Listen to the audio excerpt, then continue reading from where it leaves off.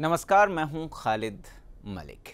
UP police ने BJP अध्यक्ष अमित शाह के खिलाफ भड़काऊ भाषण मामले में चार्जशीट दायर की, लेकिन अगले ही दिन यूपी पुलिस को तब झटका लगा जब कोर्ट ने तकनीकी खामियों के चलते चार्जशीट को लौटा दिया। बताया जा रहा है कि ऐसा इसलिए हुआ क्योंकि शाह के खिलाफ पुलिस ने कुछ उन धाराओं को भी जोड़ दिया जिससे सियासी बदले की बू आती है। उधर पार्टी सांसद योगी आदित्यनाथ की कुछ सभाओं पर प्रशासनिक पाबंदी लगाई गई है। लखनऊ में पाबंदी के बावजूद योगी ने रैली कर यूपी की अखिलेश सरकार को ललकारा। अब उन पर एफआईआर दर्ज हुई है, यानी एक ही दिन में बीजेपी के दो बड़े नेताओं पर कार्रवाई की कवायद। सवाल है, क्या ये सब अखिलेश यादव की शाह पर हो रहा है? क्या अखिलेश यादव मानकर चल रहे हैं कि शाह और योगी पर शिकंजा कस देने से राज्य में पांव पसार चुकी बीजेपी को समेटने में कामयाब हो जाएंगे? आज का मुद्दा में इन्हीं सवालों के साथ चर्चा होगी मेहमानों से।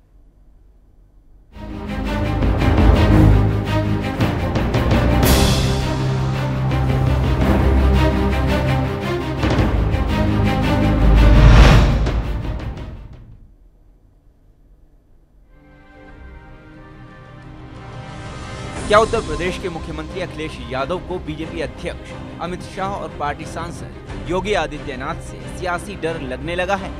सवाल उठा है योगी और शाह पर राज्य में पुलिसिया सख्ती को लेकर। लोकसभा चुनावों के दौरान 4 अप्रैल को एक भाषण के सिलसिले में अमित शाह के खिलाफ यूपी पुलिस ने चार्जशीट दायर कर दी। ये वही मामला है जिसमें चुनाव आयोग ने शाह को चेतावनी देकर छोड़ दिया था। मुजफ्फरनगर के एक इलाके में अपने उस भाषण में शाह ने अपमान का बदला लेने की बात कही थी। राज्य बीजेपी के अध्यक्ष लक्ष्मीकांत वाजपेयी का कहना है कि चुनाव आयोग ने अमित शाह के जवाब के बाद मामले को खत्म कर दिया था, इसलिए यूपी पुलिस के बढ़ चढ़कर सक्रिय होने से साफ है कि ये सब सीएम के इशारे पर हो रहा है। लेकिन चार्जशीट दायर होने के दूसरे ही दिन यूपी सरकार को झटका लगा। मुजफ्फरनगर की सीजीएम कोर्ट ने तकनीकी खामियों का हवाला देते हुए चार्जशीट को लौटा दिया। सूत्रों के मुताबिक मामले में कई गंभीर धाराएं जोड़ने के चलते जज ने यूपी पुलिस की नीयत को लेकर भी सवाल उठाए। लोकसभा चुनावों में बीजेपी के खाते में 80 में से 73 सीटें आने के बाद से अमित शाह यूपी की अखिलेश सरकार के निशाने पर। बीजेपी का अब सारा जोर अगले विधानसभा चुनावों में सत्ता पर कब्जा जमाने को लेकर है और इसी में जुटे हैं गोरखपुर से पार्टी सांसद योगी आदित्यनाथ। योगी आए दिन राज्य में अराजकता का मुद्दा उठा रहे हैं। अखिलेश सरकार के खिलाफ उन्होंने कुछ इस कदर मोर्चा खोल रखा है कि प्रशासनिक पाबंदी भी उनके लिए मायने नहीं रखते। 4 सभाओं को संबोधित करना था। पहली सभा मुरादाबाद ठाकुरद्वारा पर में थी। दूसरी सभा वो नामधन्य श्री मुलायम सिंह यादव के नाक के नीचे मैनपुरी में थी। तीसरी सभा लखीमपुर खीरी निवासन विधानसभा क्षेत्र में और चौथी सभा लखनऊ में। आश्चर्य करता हूँ, प्रशासन ने सुबह से ही हम लोगों को परेशान करके रखा हुआ है। लखनऊ में रोक के बावजूद रैली करने को लेकर उनके खिलाफ एफआईआर दर्ज कराई गई है। समाजवादी पार्टी के साथ कांग्रेस ने भी योगी पर धार्मिक भावनाओं को भड़काने का आरोप लगाया है। ध्यान रहे कि देश कानूनों से चलता है।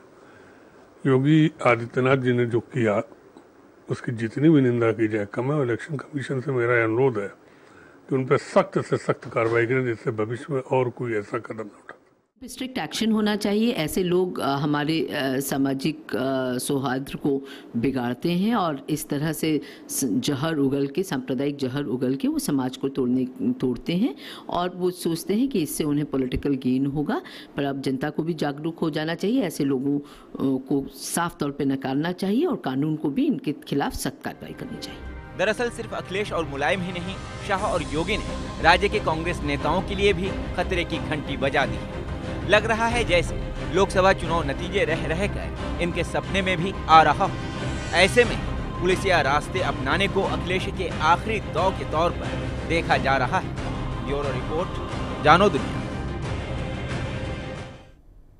आज हमारे साथ चर्चा करने के लिए मौजूद हैं राजनीतिक मामलों की जानकार कल्पना सतीजा जी, कानूनी मामलों की जानकार सोनल जोशी जी और कांग्रेस पार्टी का पक्ष रखेंगे हिमांशु पटेल जी। आप तीनों का बहुत बहुत स्वागत है। हिमांशु पटेल जी, सवाल सबसे पहले आपसे। यूपी में 13 सितंबर को उपचुनाव होने हैं 11 विधानसभा सीटों के लिए। ऐसे में जिस तरीके से चार्जशीट दाखिल की गई पुलिस के माध्यम से, कोर्ट ने फटकार लगाई है, चार्जशीट को वापस किया है, क्या लग रहा है कि अखिलेश सरकार ने जो दांव खेला था, आखिरी दांव खेला था, वो भी उल्टा पड़ गया? देखिए, जो यूपी के हालात है और इलेक्शन का माहौल है, तो दिन ब दिन ऐसी घटनाएं सामने नज़र में आ रही है। कल ही साध्वी जी ने बोला था, क्या नाम, प्रज्ञा जी ने बोला था कि मुलायम सिंह जी के खिलाफ कुछ ना कुछ बोला था। यानी इलेक्शन टाइम पे जो बोलते हैं वही दूसरे इलेक्शन के टाइम पे सब रिफ्लेक्शन होता है। यानी जो भी चीज़ें आती है, अभी अमित शाह जी का मामला आया था तो उन्होंने जो लोकसभा इलेक्शन में बोला था, तो आज वो प्रोसीजर्स में जो टाइम लगता है वो भी इलेक्शन के टाइम में बोलते हैं, और इलेक्शन टाइम में बोला था। सरकार भी इलेक्शन के टाइम में कर रही है। एक्शन और जो रिएक्शन होता है वो तो इलेक्शन के टाइम में इलेक्शन टाइम पे दिखाई देता है, फायदा मिल सके। और सब लोग अपना फायदे के लिए देखते हैं, वो कोई प्रजा का नहीं देखते हैं। इसके कारण ही जो राइट्स भी हुए, वो भी आप देखो, जो भी 11 असेंबली में इलेक्शन हो रहे हैं वहीं पे ज्यादा हुए, और वही जो फायदा उठाने वाली चीज होती है। दोषी किसे मानते हैं आप? दोषी जो आप देखो अमित शाह जी का स्टेटमेंट अभी कि जैसे यूपी में राइट्स होंगे तो बीजेपी सरकार बनाएगी, यानी सीधा वो इंडिकेशन देता है। राइट्स रोकने की जिम्मेदारी किसकी है? सरकार की होती है। आप समझो, जो रूलिंग गवर्नमेंट की होती है, जो रूलिंग गवर्नमेंट, लेकिन जो उसका फायदा जो ऑपोजिशन वाले लेते हैं। एक आदमी के बस में वही रिफ्लेक्शन लोकसभा में हुआ। एक आदमी दंगे नहीं कर सकता है। अगर दंगे करने की कोशिश करे तो सरकार या पुलिस बल उसे रोक सकती है, और जब ये नहीं रोक रही है सरकार, तो क्या वो खुद चाह रही दंगे हो? देखिए, दंगा होना और दंगे के उसके बाद जो स्वरूप होता है, जैसे आगे उसको बढ़ावा देना, वो अलग बात है। दंगा यानी छोटी छोटी बातों से हो सकता है, उसमें उसका बड़ा स्वरूप फिर पॉलिटिकल माइलेज लेने के लिए सब लोग देते हैं। तो फिर आम आदमी को भुगतने दिया जाए। सही बात है। आम आदमी ये इसका सबसे बड़ा विक्टिम्स होता है, और उसको ही भुगतना होता है। आप मुजफ्फरनगर के राइट्स के और मुरादाबाद के राइट्स के देख लो, सब जो आम आदमी को ही उसका ये भुगतना पड़ा है। और जो बेनिफिट्स पॉलिटिकल पार्टी ले गई, यानी उन्होंने देखा लोकसभा का इलेक्शन एक टेस्ट। आप भी उसमें शामिल रहे हैं? नहीं, कांग्रेस उसमें है ही नहीं। और अब देखने वाली चीज है कि बीजेपी के जो सांसद उसमें इन्वॉल्व थे, उसको जेड सिक्योरिटी भी दे गई, पब्लिक को कुछ नहीं, और जो बीजेपी के सांसद इन्वॉल्व थे उसको जेड सिक्योरिटी दे गई। यानी जो भी कुल मिला के जो देखने वाली बात होती है कि जो दंगा करे उसको प्रमोशन दो, क्योंकि वो बड़ा लीडर बन सकता है, और वो बड़ा लीडर की उसकी जो छवि होती है वो उभर के आ सकती है। यानी दंगा पीड़ित और दाग पीड़ित जो नेता होते हैं वही सिलेक्ट करना बीजेपी की ये चॉइस रही है। चलिए, कल्पना सतीश जी, हम आपसे जानना चाहेंगे कि टाइमिंग को लेकर सवाल उठा रहे हैं। बीजेपी के नेता ये कह रहे हैं कि जो टाइमिंग है ये साजिश की कुछ तस्वीरों को पेश कर रही है, अखिलेश सरकार जानबूझकर परेशान करने की कोशिश कर रही है। क्या आपको लगता है एक राजनीतिक जानकार होने के नाते? पहली बात तो मैं ये बताना चाहूँगी कि जो चुनाव प्रशासन के, जो चुनाव आयोग के एक नियम होते हैं, एक रूल्स रेगुलेशंस होते हैं, वो रूल्स रेगुलेशंस के हिसाब से ही चाहे बीजेपी की गवर्नमेंट हो या कांग्रेस की गवर्नमेंट हो, इनको वो रूल्स रेगुलेशंस ओबे करना बहुत जरूरी होता है। अब यहाँ पे जब भड़काऊ भाषण की बात आती है, रैली का जब इनको परमिशंस नहीं दी गई थी फिर भी रैली की गई है, तो ये बात कहीं ना कहीं एक डाउट देती है कि जो चुनाव आयोग के प्रशासन के जो नियम होते हैं वो नियम के दायरे में ये काम नहीं हो रहा है। अब जब साजिश की बात आती है तो इसमें तो कहीं ऐसा कुछ दो दायरे नजर आते हैं कि अखिलेश सरकार ऐसे बोलती है कि ये लोग अपमान का बदला ले रहे हैं, और यहाँ भी जो बीजेपी की गवर्नमेंट है वो ये बताना चाहती है कि हम हमारी तरह से एक चुनाव का जो होता है एक कैनवासिंग हो रहा है वो कर रहे हैं, लेकिन कहीं साजिश का कहीं कोई खुलेआम कोई ऐसा कुछ नजर नहीं आ रहा है। जी, सोनल जोशी जी, हम आपसे जानना चाहेंगे कि चुनाव के कुछ दिनों पहले 13 सितंबर को चुनाव है, 10 तारीख को चार्जशीट दाखिल की गई है। चुनाव आयोग ने उन्हें कहा है कि चुनाव आयोग के सामने मामला आया, क्लीन चिट मिल चुकी थी अमित शाह को, बावजूद इसके चार्जशीट दाखिल की गई और कोर्ट ने चार्जशीट को वापस कर दिया, वो भी फटकार लगाते हुए। इस पूरे मामले में कानूनी नुक्ता नज़र से आप पूरे मामले को किस रूप में देख रही हैं? मैं ये कहना चाहूँगी कि जब इलेक्शंस होते हैं, इलेक्शन के टाइम पे कभी भी जैसे कि बोलना हुआ, उन्होंने बोला कि हमें बदला लेना चाहिए, उसके बाद उन्होंने उनका जस्टिफिकेशन दिया होगा कि हमने किस तरह से क्यों बोला था, उसका मीनिंग क्या था। उसके बाद चुनाव आयोग ने बोल दिया कि हमने उनको क्लीन चिट देगी। जब इलेक्शन आए, इन्होंने चार्जशीट दाखिल करने के लिए बोला, पुलिस ने थी, उन्होंने जो प्रोसीजर थी वो प्रोसीजर उन्होंने फॉलो नहीं की। उनको पहले उनको अरेस्ट करना चाहिए था, उन्होंने अरेस्ट ही नहीं किया। उन्होंने सीआरपीसी के मुताबिक 188 के तहत उन्होंने ऐसे बोला कि हमने सीधे कोर्ट में वो उन्होंने चार्जशीट दाखिल कर दी। तो वो चार्जशीट उस तरह से दाखिल नहीं कर सकते। उन्होंने जिस तरह से इन्होंने बोला कि जो वापस किया है कि चार्जशीट नहीं आप इस तरह से दाखिल कर सकते हो कोर्ट में, तो उन्होंने जो पुलिस ने प्रोसीजर पूरा फॉलो ही नहीं किया है। तो मेरा ये मानना है कि ये एक स्टंट होता है, अननेसेसरी किसी को दबाव में लाना, या फिर कोई स्ट्रेटेजिक प्रोग्राम होता है कि अब क्लीन चिट दे दें, इतने टाइम से वो बात थी, अब रह गई, अब सडनली आप उसको लेके आ रहे हो। पुलिस भी सीधे कोई प्रोसीजर फॉलो नहीं किया, आप सीधे चले जा रहे हो कि हमने कोर्ट में। कोर्ट जो होती है वो एकदम नेचुरल वे में वर्क करती है। जो जेन्युइन होता है वो वहाँ पे आपको न्याय मिलता है। अगर आप खुद पुलिस में इतने साल से वो लोग काम कर रहे हैं, तो उनको पुलिस को प्रोसीजर का तो मालूम ही है। उन्होंने सही तरह से वो प्रोसीजर फॉलो ही नहीं की है। अगर आप फॉलो नहीं करोगे तो उसके ऊपर एक्शन कैसे होगा। तो जो कोर्ट ने जो एक्शन लिया है दैट इज 100% राइट और वो सही है। तो मेरा ये मानना है कि ये एक स्टंट है और राजनीतिक द्वेष के तहत। और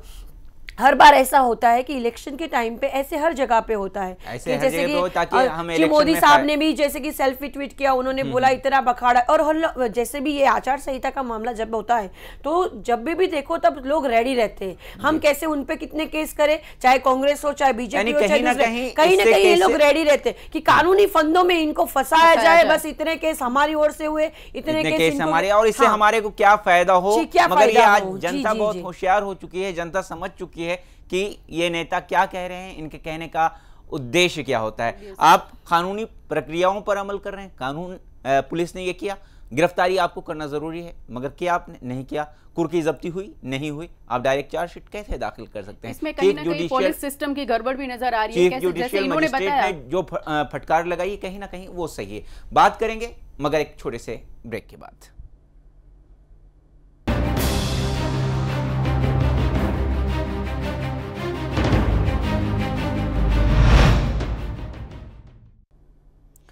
अपनों पे करम, गैरों पे सितम, कुछ यूं ही हुआ है इस बार उत्तर प्रदेश में। जिस तरीके से अमित शाह के खिलाफ चार्जशीट दाखिल की गई है भड़काऊ भाषण देने के मामले में, ठीक उसी समय आजम खान ने भी भड़काऊ भाषण दिया था, जिसे चुनाव आचार संहिता का उल्लंघन माना गया। मगर आजम खान पर चार्जशीट दाखिल नहीं की गई, दाखिल चार्जशीट की गई तो अमित शाह के खिलाफ। हिमांशु पटेल जी जानना चाहेंगे, क्या ये भेदभाव वाला रवैया नहीं है कि आप दूसरों के खिलाफ चार्जशीट दाखिल करवाएं? जब आपके नेता ने ऐसा काम किया है तो उसके खिलाफ कुछ मामला बंद नहीं। देखिए, जो उस टाइम पे जो लोकसभा के चुनाव पे हुआ था वो इलेक्शन कमीशन के अंडर में था, और इलेक्शन कमीशन कानून प्रक्रिया तो अपना काम इलेक्शन कमीशन को लगता है ठीक कि ये गलत है, तो उन्होंने जो आगे प्रोसेस की थी, जो भी जैसे अभी सोनल जी ने बताया कि नरेंद्र मोदी जी के खिलाफ भी सेल्फी दिखाने का इंसिडेंट हुआ था, तो आज भी वो मुकदमा चल रहा है। वो अभी क्योंकि वो लोकसभा का चुनाव वाला इश्यू आज भी डिस्कस हो रहा है, यानी जो मुजफ्फरनगर का भी इश्यू अमित शाह के खिलाफ अभी आज डिस्कस हुआ कोर्ट में, तो वो रूटीन प्रोसेस में हुआ है। यानी वो कोई ऐसा नहीं है कि जैसे इलेक्शन टाइम पे अभी जैसे उनको स्ट्रेच करने के लिए दिया, लेकिन जो प्रोसेस होती है कि जैसे अभी ये इंसिडेंट हुआ तो इलेक्शन कमीशन को लगता है कि ये स्टेटमेंट ये कॉन्ट्राडिक्टरी है और ये इससे धार्मिक भावना को ठेस पहुंचती है या किसी समाज को ठेस पहुंचती है, तो वो एक्शंस लेती है। और यहाँ अपने इंडिया में इलेक्शन कमीशन के पास जो ये सब इंसिडेंट्स क्यों होते हैं कि इलेक्शन कमीशन के पास ज़्यादा पावर नहीं होता है, वो एक्शंस तुरंत नहीं ले सकती है, यानी उसको पुलिस या उसका सहारा लेना पड़ता है। और जिस तरह से जो फ्रेम होते हैं चार्जेस, उसमें थोड़े बहुत ये छोटे मोटे इंसिडेंट्स भी हो जाते हैं कि जैसे ये कलम रह गई, ये कलम बाद में ऐड करते हैं, क्योंकि वो उस टाइम पे एविडेंस भी नहीं होते। नहीं, सवाल FIR फाइल होती है। सवाल सीधा सा है, जब अमित शाह के खिलाफ चार्जशीट दाखिल करती है पुलिस, तो क्यों आजम खान को बचा लिया जाता है? नहीं, वो आजम खान वो इश्यू अलग है जो आजम खान के वही खिलाफ मैं भी बता तो रहा है ना, हूं। उन्होंने भी तो बयान दिया था ना, उन्होंने तो खुला भड़काऊ बोला था भाषण। उनको ये भी बात समझ लो कि उस टाइम पे अमित शाह को आप नहीं, आप कांग्रेस समझो पार्टी इलेक्शन के होने के नाते आपकी पार्टी का क्या स्टैंड है इस पूरे मामले में? हिमांशु पटेल जी, सीधा सा सवाल, नहीं, मैं आपको आपकी वही पार्टी बात का कर रहा क्या हूं। स्टैंड है?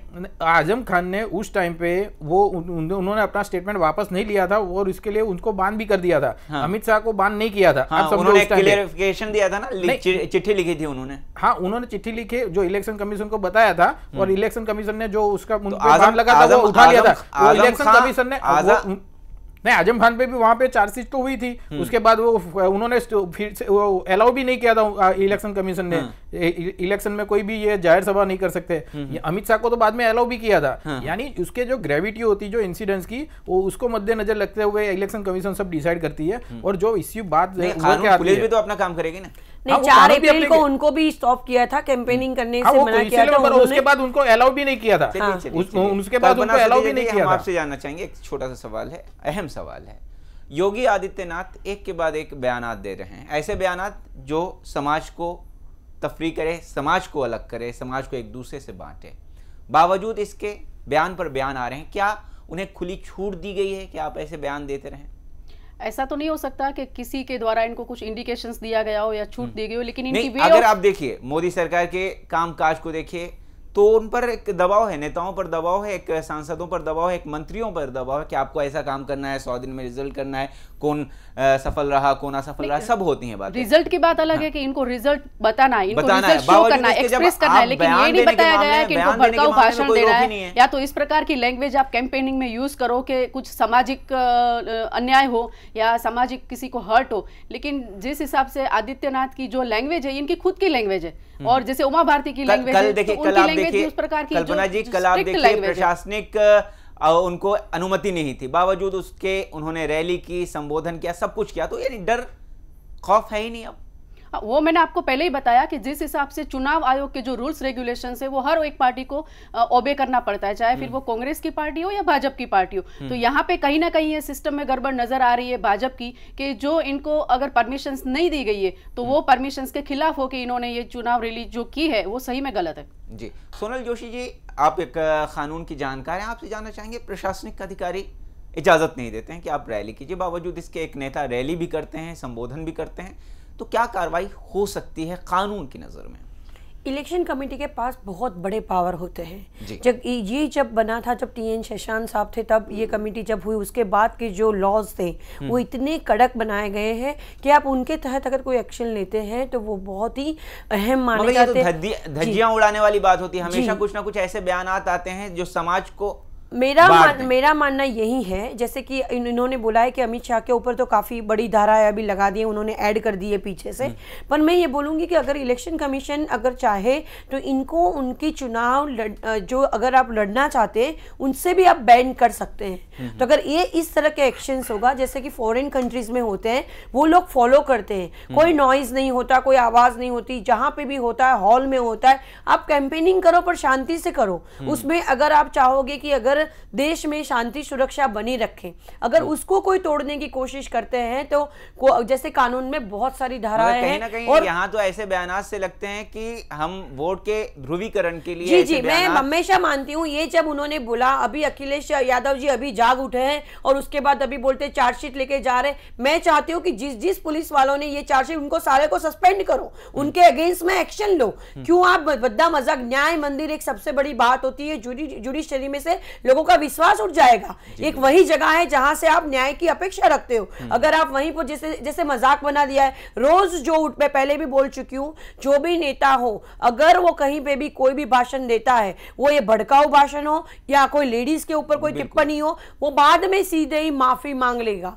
अगर वो माफी मांगता है, अगर आप समाज को बांटने की कोशिश करते हैं, समाज को बांटने की, और इतने बड़ी में जब आप ऐसी बात होती है कि जहां लोगों की जान का सवाल होता है, लोगों के इमोशंस का सवाल होता है, वहां पर इस तरह के भाषण को नहीं होना चाहिए और उनके ऊपर एक्शन लेना चाहिए। चलिए फिलहाल वक्त एक छोटे से ब्रेक का है, ब्रेक के बाद वापस लौटेंगे और इसी मुद्दे पर चर्चा जारी रहेगी।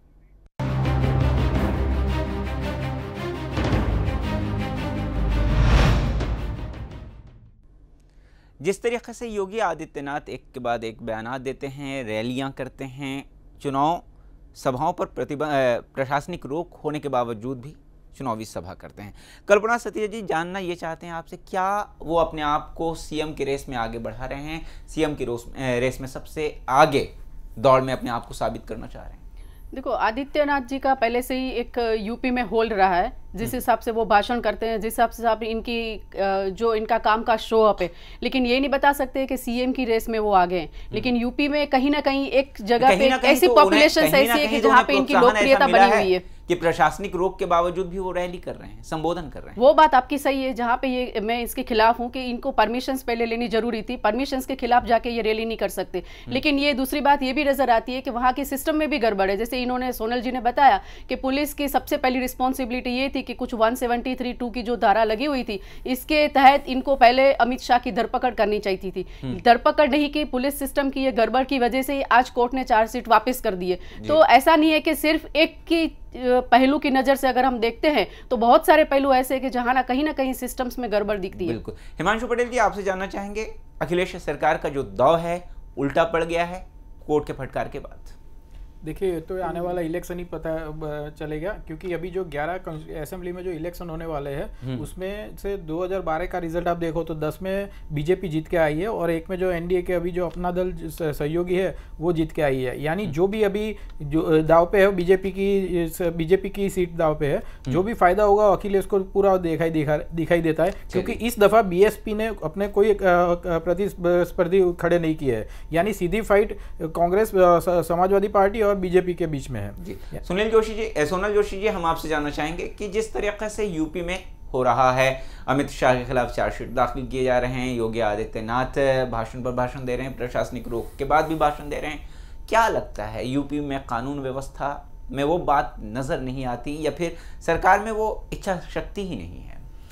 सरकार में पहले से ऐसे ही रहा ही है। उत्तर प्रदेश की जब भी बात होती है तब वहाँ पे कानून व्यवस्था बहुत ही मतलब ख़राब तरीके की पोजीशन है। वहाँ की जो आम जनता में भी जब भी चाहे लूट फाट हो या चाहे कि क्रिमिनल रिकॉर्ड्स देखे जाए तो सबसे ज़्यादा वहाँ पे पाए जाते हैं। और जैसे कि इन्होंने बोला है कि अमित शाह का सिंपल ऐसा हो कि हम बदला लेंगे, इन्होंने बोला था, उनका जस्टिफिकेशन दिया था, वो स्मॉल चीज़ थी। पर जब बड़े बड़े जो उनके जो आपने अभी नाम दिया कि आजम खान ने बोला था, ऐसे बहुत से लोग थे, इन्होंने इतना भड़काऊ भाषण दिया है कि जो दो कम्युनिटी के बीच में, जिसको जैसे हुआ है मुजफ्फरनगर के दंगे और ये सब चीज़ें हुई हैं, तो ये सब चीज़ें जब होती है तब उनके ऊपर आप एक्शन नहीं ले रहे हो जब आपके वो नेता है। और आप जब अभी आप बीजेपी के जो बाद में जो पहले बोला गया था, सिंपल एक लैंग्वेज में बोला है कि हम बदला लेंगे, वो कौन से संदर्भ में लिया था, कौन से किस चीज़ के बारे में उन्होंने बोला था? अन्याय के खिलाफ भी बदला ले सकते हैं, ऐसा बोला होगा उन्होंने। इसका इंटरप्रिटेशन कौन सी तरह से, सही तरह से होना चलेगा। हाँ जी। और वो भी मतलब होता है कि हम इसका बदला कैसे लेंगे, हम जीत के दिखाएंगे, हम हमारी पार्टी को लाएंगे जहां से हम। ये बातें ऐसी है कि हमें सोचना होगा सोचना होगा जो अपने मतों का इस्तेमाल करते हैं कि हम किस नेता को चुने, किस जनप्रतिनिधि को चुने, क्या वो चुनकर आने के बाद किस तरह की भाषण कला से हमें अवगत कराते हैं, किस तरह की बातें करते हैं, क्या हमें तोड़ने की बातें करते हैं या हमें जोड़ने की बातें करते हैं। आज इस चर्चा में आप लोगों ने हिस्सा लिया, कल्पना सतीजा जी, सोनल जोशी जी, हिमांशु पटेल जी, आप तीनों का बहुत बहुत धन्यवाद। तो आज का मुद्दा में फिलहाल इतना ही, दीजिए इजाजत, नमस्कार।